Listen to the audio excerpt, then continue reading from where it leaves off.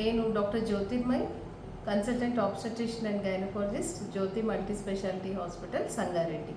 నేను ఇవాళ permanent sterilisation methods ఏముంటాయి అనే దాని గురించి మీతో మాట్లాడతాను. మేల్స్లో అయితే వాసెక్టమీ ఆపరేషన్ ఉంటుంది, ఫీమేల్స్లో అయితే ట్యూబెక్టమీ ఆపరేషన్ ఉంటుంది. వాసెక్టమీ అనే operation is very very simple. అది ఆల్మోస్ట్ డే కేర్ సర్జరీ లాగా మార్నింగ్ వస్తే చేయించుకొని ఈవినింగ్ వెళ్ళిపోవచ్చు. వాస్ డిఫరెన్స్ అనేది జస్ట్ అండర్నీత్ ద స్కిన్ ఉంటుంది. వెరీ స్మాల్ ఇన్సిషన్తో వాస్ డిఫరెన్స్ని కట్ చేసి ఆపరేట్ చేసేసి మళ్ళీ సూచర్ వేసేస్తారు.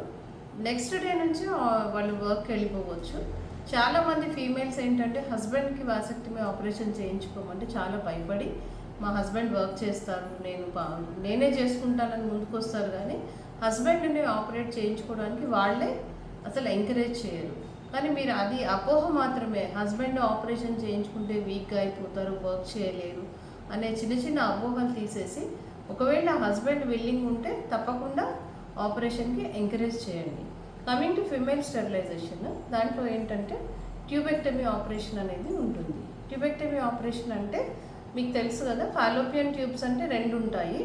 ఇదొకటి ఫాలోపియన్ ట్యూబ్, ఇదొకటి. ట్యూబ్స్ అంటే these are the transport vehicles for ఈ స్పర్మ్ ఏదైతే ఉంటుందో యూట్రస్ వెజైనాలో నుంచి, సర్విక్స్లో నుంచి, యూట్రస్లో నుంచి ఈ స్పర్మ్ అనేది ఇంటర్కోర్స్ అయిన తర్వాత ఇదంతా అసెండ్ అయ్యి ఇక్కడ నుంచి వచ్చి ట్యూబ్స్లోకి వస్తుంది.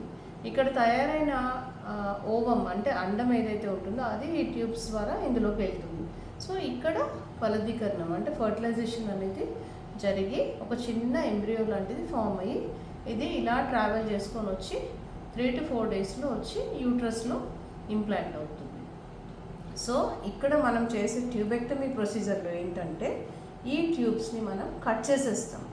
అంటే ఈ కనెక్షన్ ఏదైతే స్పర్మ్ ఇలా ట్రావెల్ చేసుకుంటూ వస్తుందో ఇక్కడికి వచ్చేటప్పటికి దానికి కనెక్షన్ ఉండదు ఇటువైపు వెళ్ళడానికి. సో ఈ ట్యూబ్స్ని ఇలా మనం కట్ చేసేస్తాం అనమాట. సో దీనికి డిఫరెంట్ మెథడ్స్ ఉంటాయి. సో ఈ ట్యూబ్ని ఏదైతే ఇది క్రాస్ చేసి ఇటు రాలేదో ఇక్కడ రిలీజ్ అయిన అండము ఇక్కడే ఆగిపోతుంది, ఇటు వచ్చిన స్పర్మ్ ఇక్కడే ఆగిపోతుంది. సో ఈ రెండు కలవలేవు కాబట్టి ప్రెగ్నెన్సీ అనేది రాదు. So this is permanent method. ఈ ట్యూబ్ కనెక్షన్ని మనం తీసేస్తాం. దీంట్లో డిఫరెంట్ టైప్స్ ఆఫ్ ఆపరేషన్స్ ఉంటాయి. ఒకటి ఏంటంటే ఓపెన్ మెథడ్ ఉంటుంది, లాప్రోస్కోపీ ఉంటుంది. ఈ ఓపెన్ మెథడ్ ఆఫ్ ఆపరేషన్ని మినీ ల్యాప్ అని కూడా, మినీ లాప్రోటమీ అంటాము. అక్కడ ఏంటంటే ఒక 1.5 to ఆరల్ చాలా కొంతమంది 1 సెంటీమీటర్లో కూడా చేస్తారు. 1 to 3 సెంటీమీటర్స్ ఇన్సిషన్ ఇస్తారు.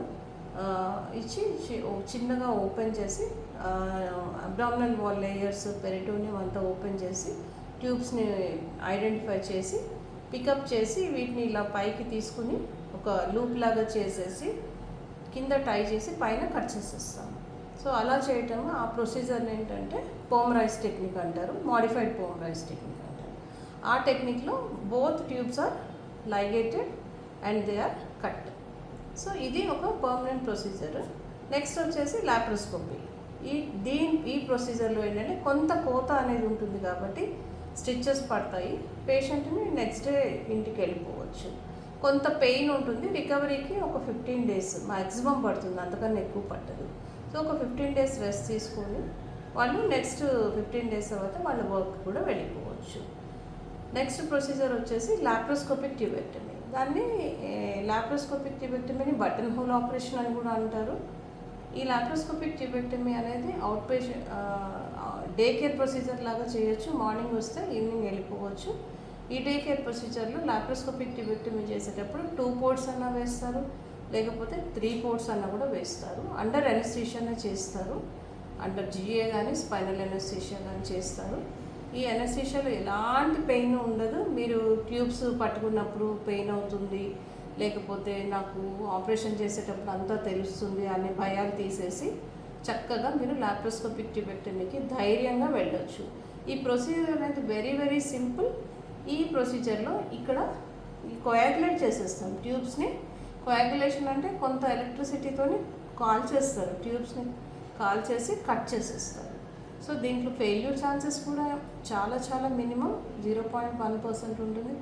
అసలు almost 100% it is very very effective.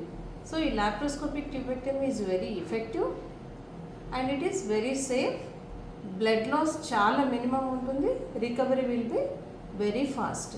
So ఈ లాప్రోస్కోపిక్ ట్యూబెక్టమీ వల్ల అడ్వాంటేజెస్ చాలా ఎక్కువ ఉంటాయి కాబట్టి లాప్రోస్కోపిక్ ట్యూబెక్టమీకి వెళ్ళడానికి ఎలాంటి భయాలు పెట్టుకోవాల్సిన అవసరం లేదు.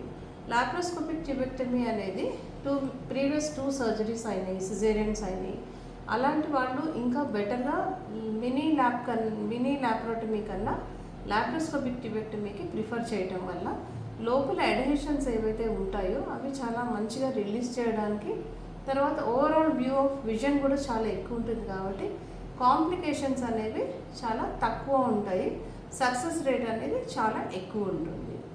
సో ఈ మెథడ్స్ ఆఫ్ ట్యూబెక్టమీని మీరు ఫాలో అయ్యి ఎలాంటి భయాలు లేకుండా చక్కగా మీరు ఈ లాప్రోస్కోపిక్ ట్యూబెక్టమీ కానీ మినీ ల్యాప్రోటమీ కానీ వచ్చి అన్వాంటెడ్ ప్రెగ్నెన్సీస్ని అవాయిడ్ చేయడానికి మీరు స్టెప్ తీసుకొని ఈ సర్జరీని చేయించుకోండి. ఈ వీడియో కనుక మీకు నచ్చినట్లయితే kindly like this video and share this video, subscribe to my channel. Thank you.